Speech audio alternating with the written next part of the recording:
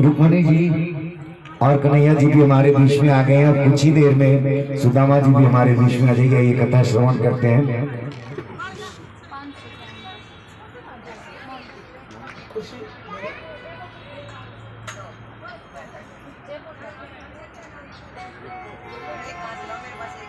Monty जी, ये बेटा 551 का सहयोग श्रीमद् भागवत कथा में दे रहे हैं। जोरदार तालियों से स्वागत कीजिए इनका। सुदामा जी जब थक गए चलते चलते कन्हैया को ढूंढते हुए, तो एक पत्थर की शिला पर लेट गए और कहने लगे, कन्हैया अब मोते तो ना चलो जाएगा, अब तेरी गरज है कि मैं तो सोया था जंगल में, ये कौन से नगर में आ गया, तो वहां पर जो भी स्वागत कीजिए। बड़ा स्टेबल है, नहीं आया इसका कैमरा स्टेबल।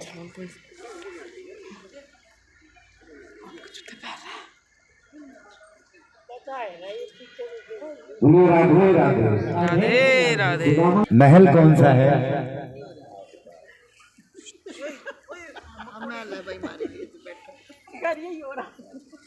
खुश रहो। 101 रुपए का सहयोग दे रही है काजल बिटिया। जोरदार तालियों से स्वागत कीजिए। सुदामा जी कहने लगे कि यहाँ पर मेरे कन्हैया का महल कौन सा है? तो सेवक कहने लगे, कौन से कन्हैया? सुदामा जी कहने लगे, वो मेरा बचपन का मित्र है, सुना है यहाँ का।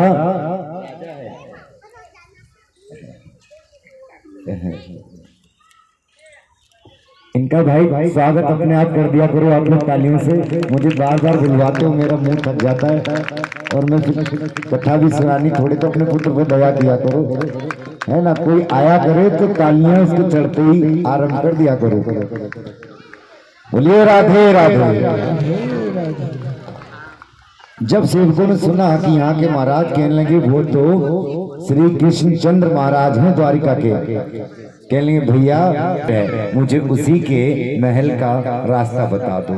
तब सेवकों ने बताया कि हे ब्राह्मण देवता, आप यहाँ से इस तरह सीधे जाएंगे तो सारे महल श्री कृष्ण भगवान के ही हैं। अंत में जाके एक रुक्मणी जी का महल मिलेगा। इस समय आपके मित्र आपको वहीं पर ही मिलेंगे। सुदामा जी द्वार पर पहुंचे हैं और द्वार पे जाके द्वारपालों से बताया कि मैं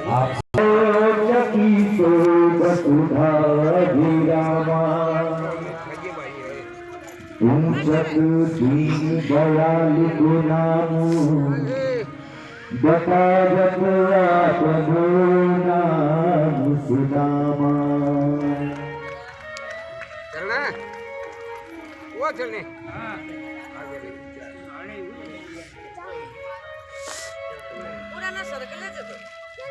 आइए सुदामा जी हमारे बीच में आ गए हैं। अब किस तरह सुदामा जी पहुंचे हैं, आइए उनकी झांकी का दर्शन करते हैं। झांकी के बाद में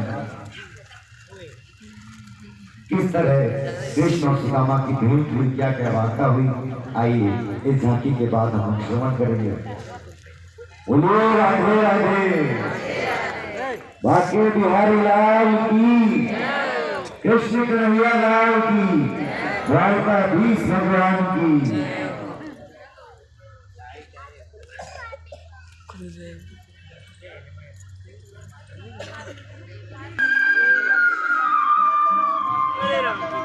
गरीबी से बुरा हाल, धर्म पत्नी के बार बार कहने पर सुदामा न चाहते हुए अपने बचपन के मित्र कृष्ण से मिलने चला। द्वारकाधीश के महलों के अंदर जाने का प्रयास किया तो द्वारपालों ने रोका। किधर जाता है? सुदामा ने प्रार्थना की, ऐ द्वारपालों,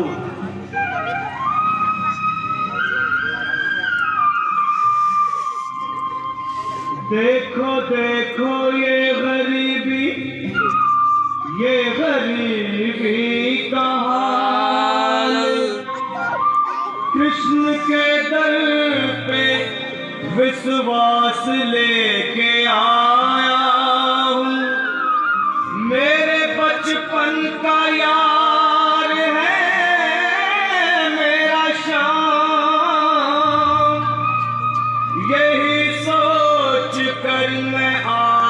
करके आया हूँ।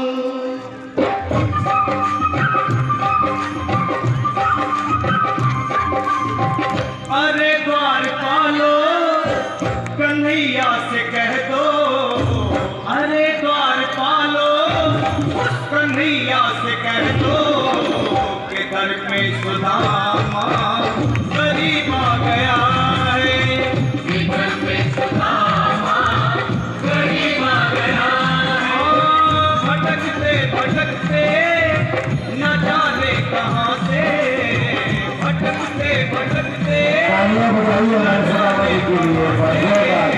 तुम्हारे महल के करीब आ गया है, तुम्हारे महल के करीब आ गया है। अरे द्वार पालो कन्हैया से कह दो कि दर पे सुदामा गरीब आ गया है, दर पे सुदामा गरीब आ गया है।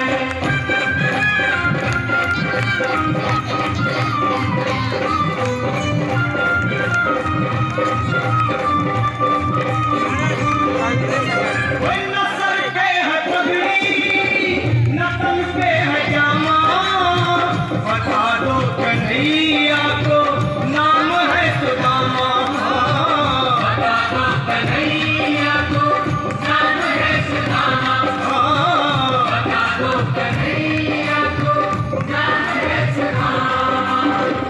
न सर पे है पगड़ी न तन पे है जामा, बता दो कन्हैया को नाम है सुदामा। हो न सर पे है पगड़ी न तन पे है जामा, बता दो कन्हैया को नाम है सुदामा। हो बता दो कन्हैया को नाम है सुदामा। एक बार मोहन से जा करके कह दो, तुम एक बार मोहन से जा करके कह दो कि मिलने सखावत नसीब आ गया है, सुने जाएगी। अरे द्वार पालो कन्हैया से कह दो कि घर पे सुदामा गरीब आ गया है, घर पे सुदामा गरीब आ गया है।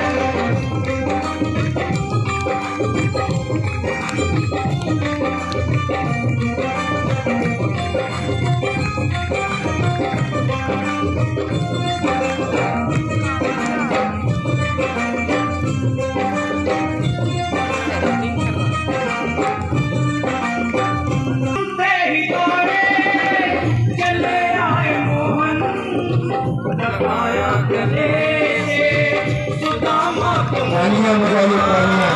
लगाया गले से, हो गया काम सारा। लगाया गले से सुदामा को मोहन, सुनते ही दौड़े चले आए, लगाया गले से सुदामा को मोहन।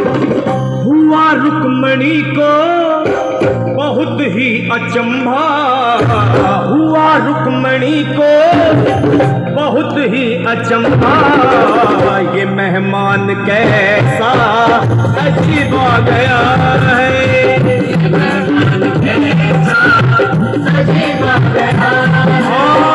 हुआ रुक्मणी को बहुत ही अचंभा, ये मेहमान कैसा अजीब आ गया है, ये मेहमान कैसा अजीब आ गया है।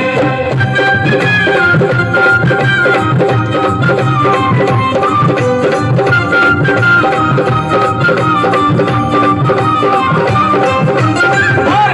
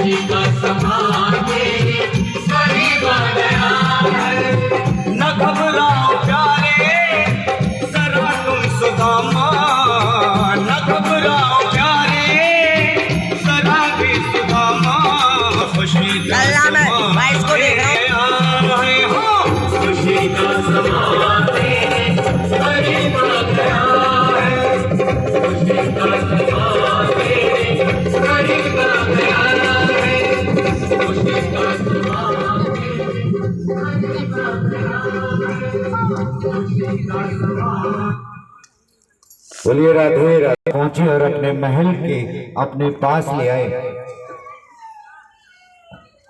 अपने महल में लाए हैं और सुदामा जी को बैठाया। सुदामा जी को बैठाने के बाद में कहने लगे रुक्मणी, जब तक रुक्मणी जी जल लेने गई तो कृष्ण भगवान उनके चरणों में बैठ गए। चरणों में बैठ के कृष्ण भगवान उनके चरणों को छूकर साफ करने लगे। और जैसे ही सुदामा के चरणों को देखा तो क्या देखते हैं कि सुदामा के चरणों में तो कांटे लगे हुए हैं।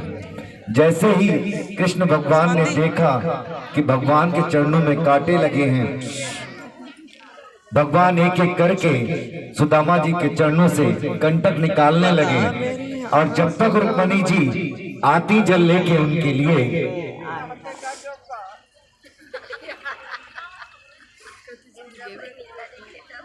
200 रुपए का दान दे रहे हैं अनिल बंसल जी, पूरी मंडली की तरफ से जोरदार तालियों स्वागत कीजिए और कथा श्रवण करती रहिए। जब तक रुक्मणी जी जल लेके आती तब तक भगवान ने तो अपने नेत्रों के जल से ही सुदामा जी के पैर धो दिए। और क्या कहा कृष्ण भगवान ने, ऐसो हाल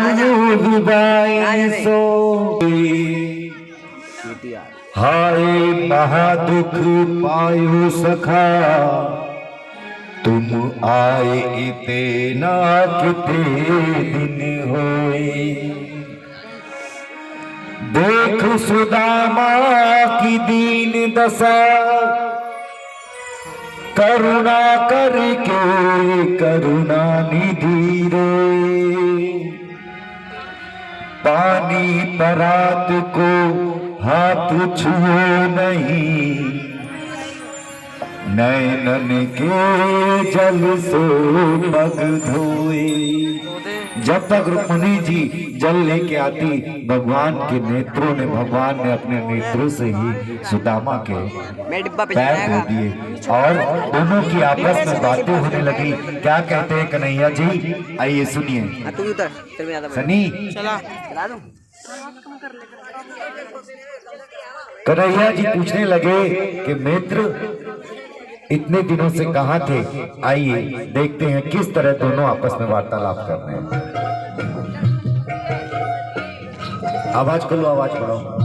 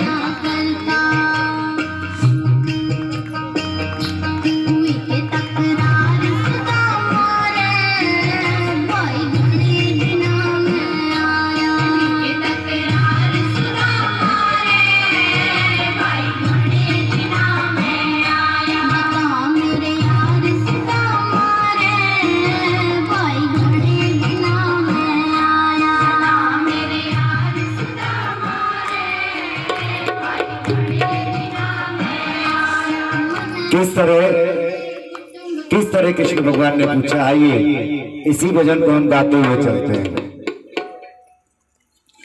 बता मेरे यार सुदामा रे, भाई घरे विदा में आया। मेरे यार सुदामा रे, भाई घरे विदा में आया। बता मेरे यार सुदामा रे, भाई घरे विदा में आया। मेरे यार सुदामा रे, भाई घरे विदा में आया। बालक थार जब आया करता वो खेल के गाया करता, बालक घर जब आया करता, बालक घर जब आया करता, खेल के गाया करता, जब आया करता, रोज खेल के गाया करता, भूल टकरार सुधा मारे भाई घरे बिना में, भूल टकरार सुधा मारे भाई घरे बिना में, मेरे याद सुधा मारे भाई घरे बिना में आया, मेरे याद सुधा मारे भाई घरे बिना में आया।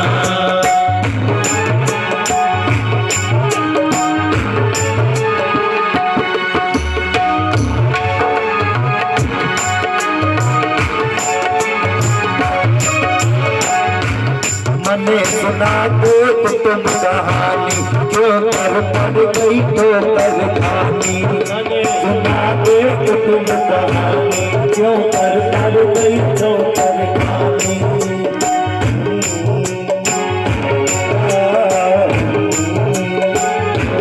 मैंने सुना दो तो तुम कहानी, क्यों कर पड़ गई तो कर खानी, मैंने सुना दो तो तुम कहानी, तोते की नाद सुधा मारे भाई घरे बिना में आया, सुधा मारे भाई घरे बिना में आया, बता मेरे याद सुधा मारे भाई घरे बिना में आया, मेरे याद सुधा मारे भाई घरे बिना में आया।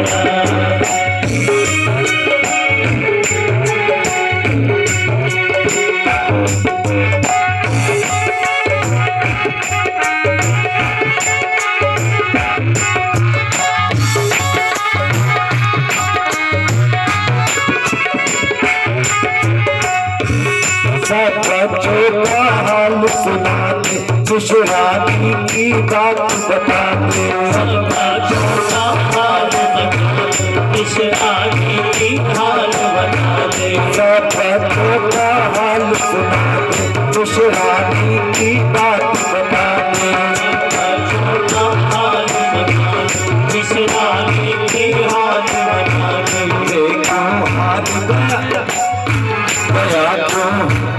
यारे को हाथ सुधा मारे भाई घरे बिना में आया, मेरे हाथ सुधा मारे भाई घरे बिना में आया, मेरे हाथ सुधा मारे भाई घरे बिना में आया।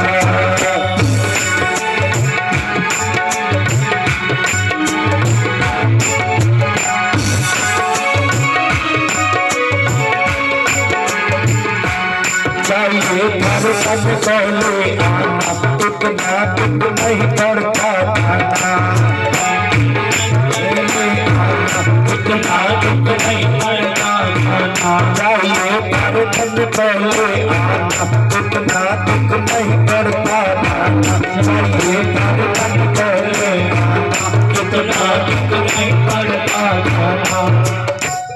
भूला क्यों प्यार सुधा मारे भाई घरे बिना में आया, बता मेरे याद सुधा मारे भाई घरे बिना में आया, बता मेरे याद सुधा मारे भाई घरे बिना में आया, मेरे याद सुधा मारे भाई घरे बिना में आया।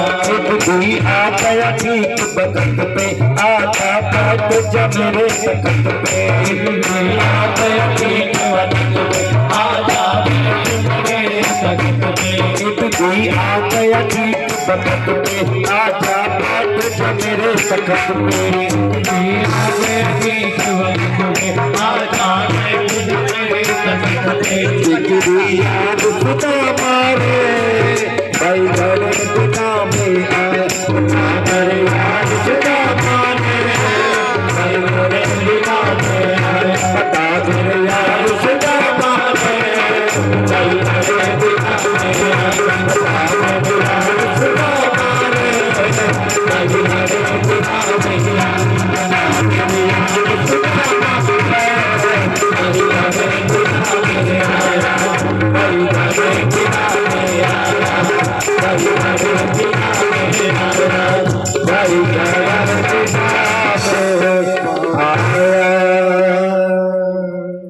बजा दीजिए हमारे सुदामा जी के लिए, कन्हैया जी के लिए और रुक्मणी जी के लिए। साक्षात सुदामा जी का भाव प्रकट हो जाता है इनको देख के। जोरदार तालियां बजा दीजिए एक बार और मैं बाल किशन है और इन जैसे मान गुणाओं का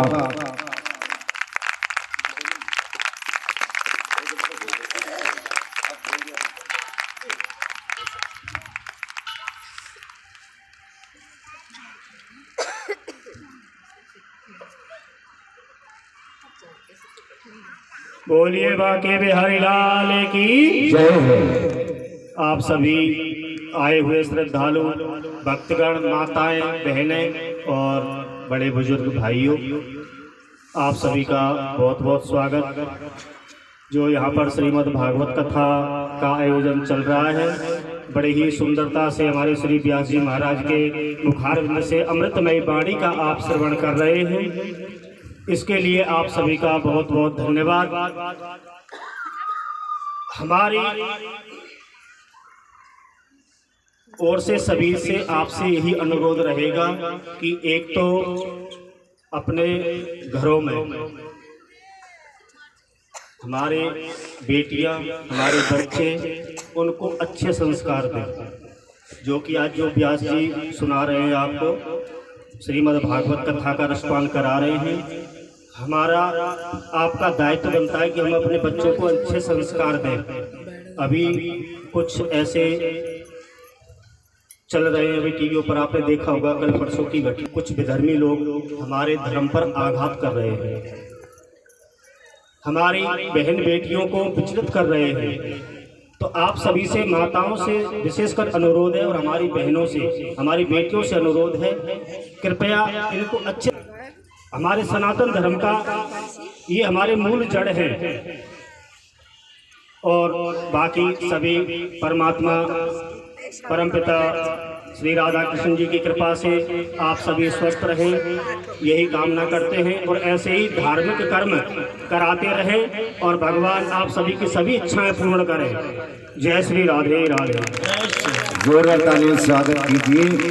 कहते हैं कि भागवत कथा हो तो वो तो बहुत पुण्य का काम होता है, लेकिन जिस भागवत कथा में 7 दिन के बीच में अगर कोई संत प्रकट हो जाता है तो वह भागवत कथा तो और भी महान कथा बन जाती है। तो हमारे बीच में दोनों संत आए हुए धर्म जागृति मंडल से अध्यक्ष हैं, प्रमुख हैं और भारत माता मंदिर की तरफ से आए हुए हैं। मैं दिल से बहुत बहुत आभार प्रकट करता हूं इनका भी और आप सभी का भी, क्योंकि आप सब नहीं होते तो मैं नहीं होता, मैं नहीं होता तो संगीत वाले नहीं होते, ये नहीं होता तो साउंड वाले का क्या काम होता।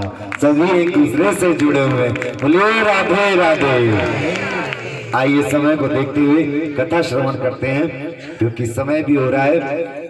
जब कन्हैया जी सुदामा जी से इस तरह बातें कर रहे थे कि बता मेरे यार सुदामा रे, भाई घड़े दिना में आया कहाँ था, सारी बातें की सुदामा जी ने। और सुदामा जी तो डर रहे थे कि ये कितना बड़ा महाराज है, कृष्ण चंद्र है, और कहा ये हमारा कनुआ हुआ करता था, कन्हैया हुआ करता था, लाला हुआ करता था। तो कुछ बोल नहीं रहे सभा के बीच में। कन्हैया ने ले जाके उनको अपनी सैया पर लेटा दिया। और भगवान की सैया कैसी है, जिस पर भगवान सोते हैं, ऐसी सैया है जैसे कि मक्खन होता है ना, दूध का झाग होता है, सफेद सफेद, इतनी मुलायम। और कन्हैया जी इनके बगल में बैठ गए और रुक्मणी जी पंखा डुलाने लगी। रुक्मणी जी पंखा डुलाने लगी, कन्हैया जी बैठ के सेवा करने लगे।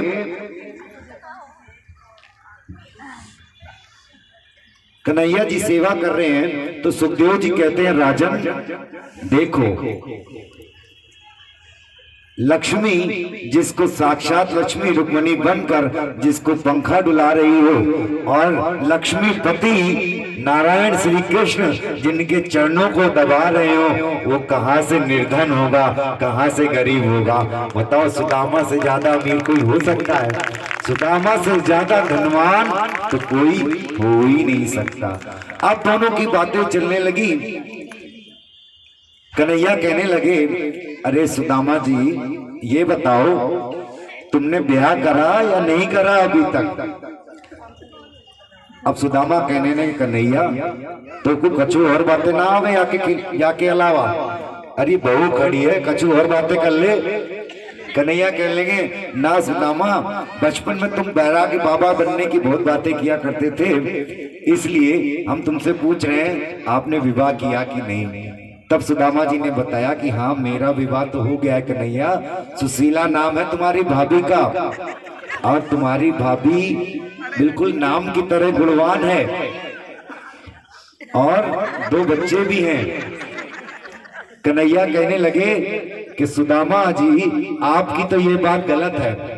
आपने मुझे, विवाह हो गया, 2 बच्चे हो गए, आपने मुझे विवाह में बुलाया नहीं।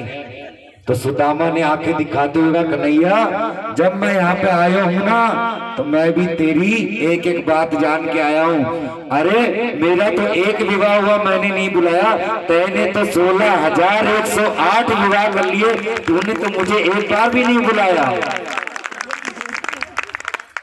इस तरह हास्यप्रद बातें कन्हैया और सुदामा की दोनों हो रही हैं। तो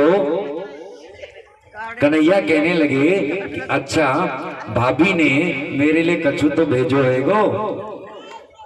अब सुदामा जी संकोच करने लगे कि इतने बड़े कृष्ण महाराज को मैं ये चावल की पोटली कैसे दूं, तो बगल में दबा ली। कन्हैया कहने लगे, ये क्या दबा रहे हो? तो सुदामा कहने लगे, अरे मैं बड़ी दूर से आया हूं ना, तो मेरा हाथ हार गयो है, हाथ में नेक दर्द हो रहे लाला। कन्हैया जी कहने लगे, ओहो, इतनी देर से मैं फालतू में ही पैर दबा रहा था, तुम्हारे चरण धो रहा था, मुझे तो तुम्हारे हाथ दबाने चाहिए थे। लेकिन ये बताओ, चल के तो तुम पैरों से आए हो, कि तुम्हारे हाथ में दर्द क्यों हो रहा है? अरे लाला, अब तू या मत पूछ, बस अब जल्दी से खाने पीने की व्यवस्था कर। कन्हैया कहले, खाने पीने की बात नहीं, पहले बताओ भाभी ने कहा क्यों? जब पोटली नहीं मिली तो कन्हैया ने एक चाल चली। कन्हैया कहने लगे, सुदामा तुम्हें याद है जब एक बार तुमने पाठ याद नहीं किया था, तो गुरुजी ने हाथ ऊपर कैसे करके खड़ा करवाया था? तो जैसे ही सुदामा ने अपने हाथ ऊपर करे तो पोटली नीचे गिर गई, और सुदामा जी ने, अच्छा मेरी भाभी ने याद भेजो है मेरे लिए। और सुदामा, कृष्ण भगवान पोटली खोल के देखा तो उसमें अक्षत थे, चावल थे भाभी की तरफ से। तब सुदामा जी कृष्ण कहने लगे कि मित्र, मेरी भाभी ने मेरे लिए कछु संदेश भी तो भेजो है गो। हाँ कन्हैया, तेरी भाभी ने एक संदेश भेजा है। अब सुदामा जी वही संदेश दोबारा से सुना रहे हैं। क्या तेरी भाभी ने कहा है लाला? एक मास दे पाक में दो एकादशी होए, सो प्रभु दीन दयाल ने नित्य प्रतिदीनी मोए। कन्हैया जी ने जैसे ही पोटली को देखा, कन्हैया जी समझ गए कि भाभी का संदेश क्या है। कन्हैया जी ने तुरंत एक मुट्ठी चावल अपने हाथ में लिए और अपने मुंह में जैसे ही डाले तो ऊपर के 7 लोग सुदामा जी के नाम कर दिए। और दूसरी मुट्ठी चावल खाए तो नीचे के जितने पाताल, अतल, वितल, सुरातल 7 लोग थे, वो भी सुदामा जी के नाम कर दिए। 1 लोग, 2 लोग, और जैसे ही तीसरी मुट्ठी खाने लगे तो रुक्मणी जी ने हाथ पकड़ लिया कि महाराज, आंखों आंखों में बात करने लगी कि महाराज तीसरी मुट्ठी खा के खुद सुदामा बन जाओगे क्या? खुद सुदामा बनने की तैयारी कर रहे हो क्या? या फिर दूसरे भाव में कहती है कि महाराज कच्चे चावल खाओगे तो पेट में दर्द हो जाएगा। इस तरह रुक्मणी जी ने रोका है। कृष्ण भगवान ने जैसे ही चावल खाए और कहा कि सुदामा जी, भाभी ने जो संदेश दिया है, अब आप भी जाओ और मेरा संदेश भाभी को दे देना। क्या कि भाभी होनी थी सो है गई, फिर नहीं ऐसी होए। भाभी तेरे भवन में नित्य द्वादशी होई। भाभी तेरे भवन में नित्य द्वादशी होगी। इसके बाद कन्हैया जी ने बोर होते हुए सुदामा जी को विदा किया है। सुदामा जी और कृष्ण भगवान चल पड़े हैं। जोरदार तालियों से इनकी विदाई कीजिए, इनको जाने दीजिए। सुदामा जी जब अपने नगर में पहुंचे हैं, वहां क्या देखते हैं कि कोई झोपड़ी नहीं है, तो चौंक गए कि मेरी झोपड़ी कहां चली गई। सोचने लगे कि जरूर कोई राजा आया होगा और उस राजा ने झोपड़ी हटवा दी होगी। लेकिन मेरी पत्नी थी, वो कहां चली गई। तब तक पत्नी सजी धजी सामने महल से निकली और कहती, स्वामी मैं ही हूं तुम्हारी पत्नी। सुदामा जी कहने लगे, वाह छलिया, तू है तो एक नंबर का छलिया। मैं तेरी माया समझ नहीं पाया, तूने मुझे वहां से ऐसे भेज दिया और मैं सोचता रहा कि कन्हैया ने मुझे एक जोड़ी वस्त्र भी नहीं दिए। और यहाँ देख, कहाँ मेरी झोपड़ी थी और कहाँ यहाँ कंचल महल खड़े हो गए। बोलिए दीनदयाल भगवान की, कृष्ण कन्हैया लाल की। इस तरह सुदामा चरित्र सुनाया। और आपको सुदामा जी पसंद आया तो जोरदार तालियों से एक बार और स्वागत कीजिए। अब हम कथा के समापन की तरफ है। 5 मिनट में और कथा कहूंगा, उसके बाद आप लोग एक एक करके आइएगा। 4 करोड़ का 56,000 करोड़ का परिवार हुआ। तो एक दिन कृष्ण भगवान ने अपने बच्चों को बुलाया और समझाने लगे कि देखो बच्चों, साधु संतों का कभी अपमान नहीं करना चाहिए। जब भी वो आए तो उनका आदर करो, सम्मान करो। लेकिन बच्चे तो बच्चे बुद्धि ठहरे। बच्चे कहने लगे कि पिताजी तो ऐसे ही समझाते रहते हैं। बच्चों ने एक कान से सुनी और दूसरे कान से निकाल दी। एक समय की बात थी, दुर्वासा ऋषि अपनी मंडली के साथ, अपने साधु संतों के साथ